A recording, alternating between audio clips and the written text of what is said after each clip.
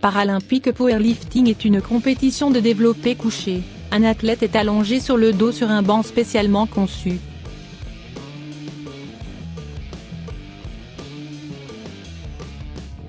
Les athlètes concourent dans 10 catégories en fonction du poids corporel. Ouvert aux athlètes masculins et féminins ayant des déficiences physiques éligibles. Mais avant d'entrer dans le monde de la compétition, un athlète doit être évalué par un spécialiste désigné par l'instance dirigeante de ce sport. Ce processus s'appelle la classification.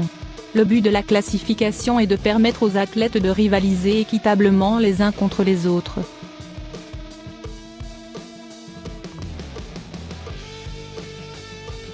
Un athlète est allongé sur le dos sur un banc spécialement conçu. Il doit saisir la barre à 2 mains.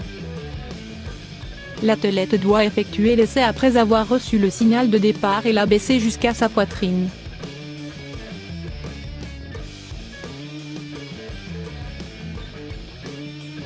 Puis presser dessus vers le haut à bout de bras avec les coudes verrouillés.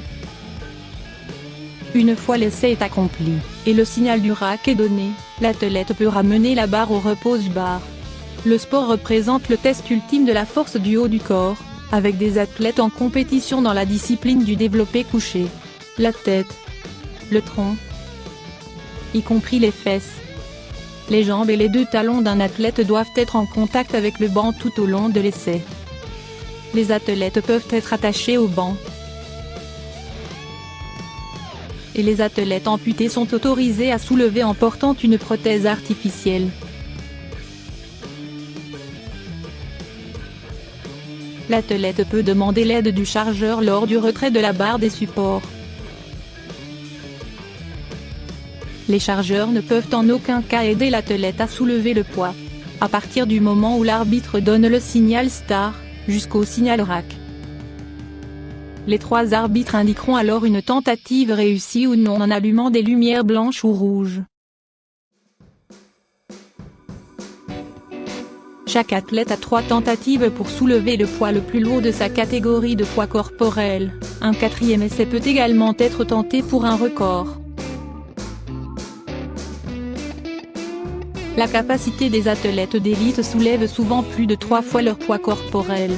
Les principales compétitions comprennent les Jeux paralympiques qui ont lieu tous les 4 ans, les championnats du monde biennaux, les championnats régionaux triennaux et les épreuves annuelles de la Coupe du Monde et du Grand Prix.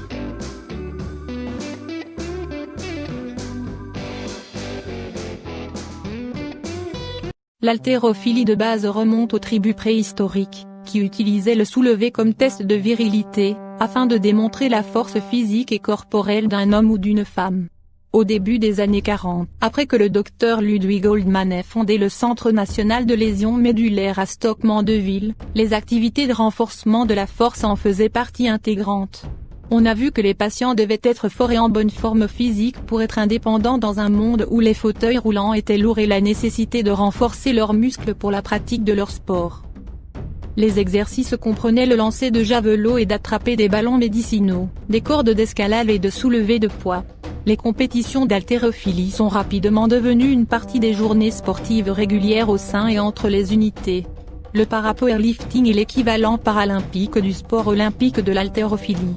En 1964, l'haltérophilie a été introduite dans les Jeux paralympiques en 4 classes, poids plume, poids léger, poids moyen, et poids lourd, contestées par les athlètes masculins souffrant de lésions de la moelle épinière. Au début de l'haltérophilie paralympique, les athlètes effectuent un développé couché mort dans lequel l'essai commence à partir de la poitrine sans le mouvement excentrique.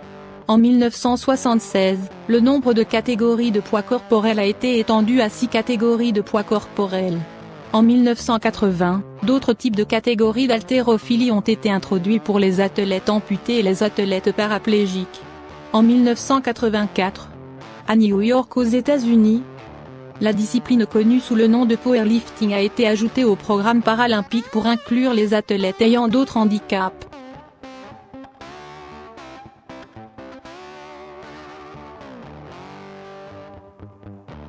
Aux Jeux paralympiques de 1996, toutes les classes éligibles ont été intégrées au powerlifting, qui est devenu le seul sport de développé couché paralympique. Les premiers championnats du monde sous la gouvernance du World Para Powerlifting ont eu lieu à Uppsala, en Suède, en 1994. World Para Powerlifting agit en tant que fédération internationale pour le sport sous la gouvernance du Comité international paralympique. La participation des femmes ont été introduites en 2000 à Sydney. Le sport était largement pratiqué sur les 5 continents.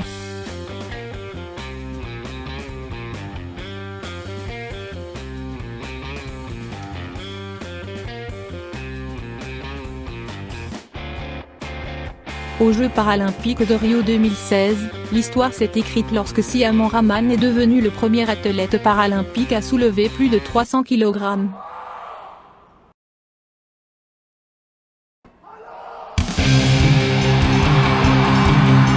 L'Iranien a finalement soulevé 310 kg, soit l'équivalent de 2 bébés éléphants.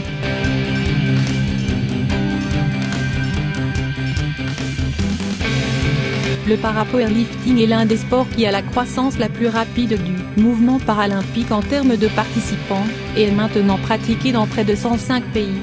Une discipline qui a débuté en 1964 avec la participation de 18 athlètes représentant 10 pays, jusqu'à aujourd'hui 2020 où il y a environ 105 pays, avec plus de 825 athlètes classés, et avec le statut d'éligible à la pratique du parapowerlifting.